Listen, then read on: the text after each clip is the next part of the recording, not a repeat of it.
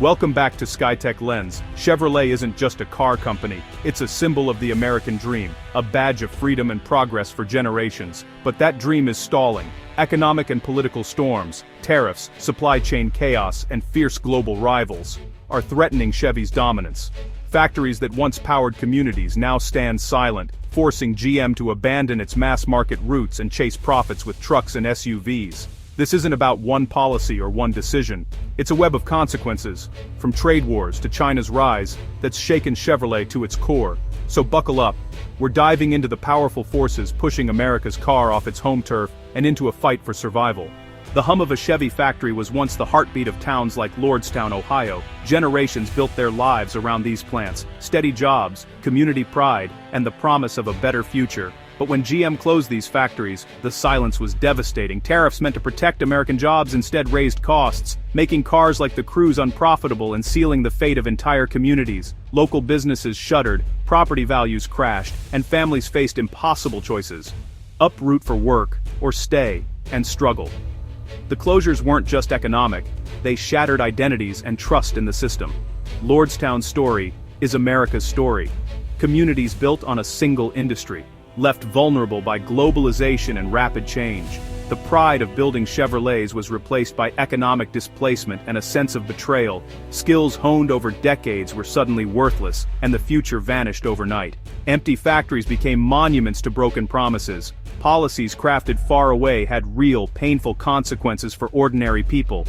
The goal was to strengthen American industry, but for these towns, the result was uncertainty and loss.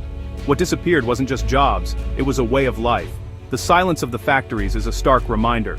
The bond between Chevrolet and its communities is fracturing. Their futures, once intertwined, are now uncertain and alone. Tariffs on steel and aluminum were supposed to protect American jobs, but for Chevrolet, they became a billion-dollar burden.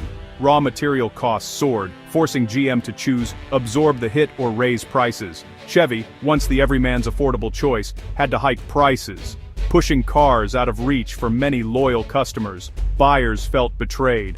Why pay more for the same car just because of a trade war?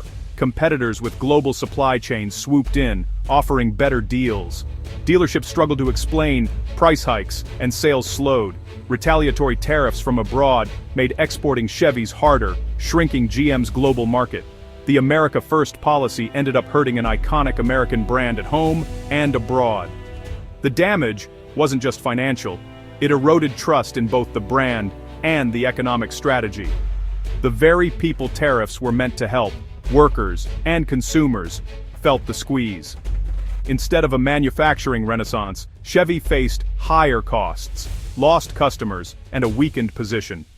Loyalty built over a century was tested not by foreign rivals, but by domestic policy. The brand that symbolized American strength became a case study in unintended consequences. The promise of protection turned into a crisis of confidence. Chevy's struggle shows how policy can backfire, hurting those it aims to help. The loyalty of Chevy's customers and its future hangs in the balance. The trade war's legacy, higher prices, lost trust, and a brand fighting to stay relevant. Modern cars are global puzzles. Parts from Mexico, Korea, Canada, all assembled in the US. Tariffs turned this efficient supply chain into a logistical nightmare. Parts faced new taxes, paperwork, and delays, threatening to halt entire assembly lines. GM scrambled to find new suppliers, but you can't rewire a global network overnight. A single missing part could idle hundreds of workers, disrupting the factory's rhythm. The just-in-time system, once a strength, became a weakness. Tariffs and new trade rules meant GM paid extra for its own parts as they crossed borders. The cost of building a Chevy became a maze of tariffs and delays. Administrative headaches piled up, draining resources from innovation. For customers, this meant delays and fewer choices, damaging Chevy's reputation for reliability. The supply chain chaos exposed how vulnerable Chevy was to political shocks. The quest for efficiency left the company exposed when the rules changed. The very system that made Chevys affordable now made them expensive and hard to produce. The gears of the global machine were grinding to a halt. Chevy was caught in the middle, struggling to keep up. The lesson: global efficiency can become a liability overnight. Chevy's supply chain, once its strength, became its Achilles heel. With costs rising and car plants closing, GM made a bold pivot: profit over volume. Chevy slashed its car lineup, axing the Cruze, Impala, Sonic, and Volt, and doubled down on trucks and SUVs. The math was simple: one Silverado or Tahoe brought in as much profit as several sedans. Assembly lines were retooled to churn out more high-margin vehicles. The message: if it's not a truck or SUV, it's not a priority. This matched American tastes, but it was a risky bet. By abandoning small cars, Chevy handed that market to foreign rivals and lost a key entry point for young buyers. The hope: those buyers would return for a truck later. But loyalty isn't guaranteed. While Chevy focused on pickups, competitors raced ahead in electric and autonomous tech. The Bolt EV was a niche effort. The real action was elsewhere. The shift also had a human cost: plants closed, jobs lost, and skills devalued. In the short term, profits and stock prices rose. But Chevy's lineup grew thinner and its connection to everyday Americans weakened. The brand that once had a car for everyone became a truck and SUV company. It's a gamble. Can Chevy survive as a specialized high-margin brand? Or will it lose touch with the broader market and fall behind in the race for the future? The strategy worked for Wall Street, but what about Main Street? Chevy's bet on trucks and SUVs may secure today, but it risks tomorrow. The future of the brand hangs on this high-stakes pivot. As global chaos mounted, GM shifted to a defensive strategy focus on North America. Build a regional fortress, Chevy tailored its lineup for American tastes, consolidating production within the US, Mexico, and Canada. The goal: insulate from global shocks and simplify logistics. This regional focus made sense in the short term: faster shipping, fewer disruptions, and products built for local buyers. But while Chevy played defense, global rivals like Volkswagen, Hyundai, and Chinese automakers expanded worldwide, learning and innovating at scale. By retreating from global markets, Chevy risked missing out on the latest tech and falling behind in electrification. The brand's identity shifted from everyman's car to North American truck specialist. This might work for a decade, but what about the next 50 years? As the world moves toward electric vehicles and new mobility models, Chevy's narrow focus could become a trap. The fortress could turn into a prison, cutting Chevy off from global innovation. Meanwhile, competitors are advancing, gaining experience and scale. Chevy's defensive crouch may protect profits now, but it risks long-term irrelevance. The competition isn't waiting, the global race is on, and Chevy's future depends on whether it can adapt or be left behind. The brand's survival hinges on breaking out of its regional shell.